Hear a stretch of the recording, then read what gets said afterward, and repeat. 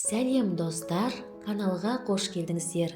Бүгін дайындалуы қарапайым әжімдерді тегістеуге көмектесетін маска жасаймыз.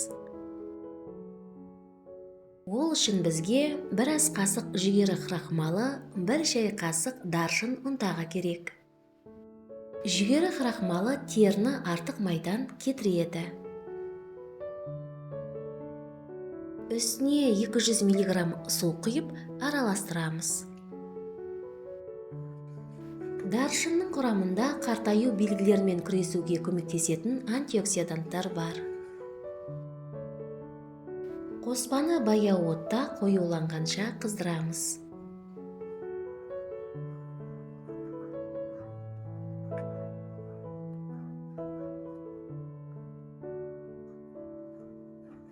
Маска негізін бөлме температурасында суытып, ыдысқа құйып аламыз.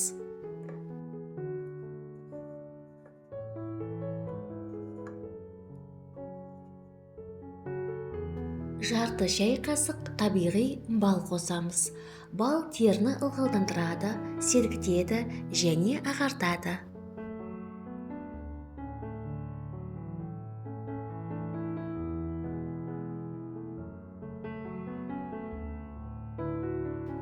Бес тамшы С дәруменін қосамыз. С дәрумені коллаген өндірісін ынталандырады. Бұл әжімдерді азайтуға және терінің қаттылығын жақсартуға көмектеседі. 10 тамшы жүзім майын қосамыз. Жүзім майы теріні ылғалдандырады және құрамындағы Е дәрумені теріні бос радикалдардан қорғайды. Достар, егер мені қолдағыңыз келсе, каналға жазылыңыз, лайк басыңыз, видео рецепттермен достарыңызбен бөлісіңіз. Дайын болған масканы шыны ыдысқа құйып, тоңазытқышта 5 күн сақтаймыз. Масканы бет, мойын және декольте терісіне жағып 15 минутқа қалдырыңыз. Содан кейін қалған масканы жылы сумен шайыңыз.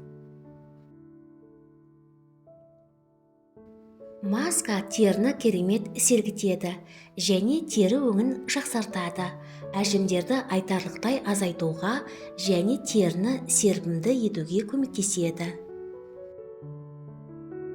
Масканы аптасына 3 рет жасайсыз. Сізге денсаулық, жастық және сұлулық тілеймін. Келесі кездескенше.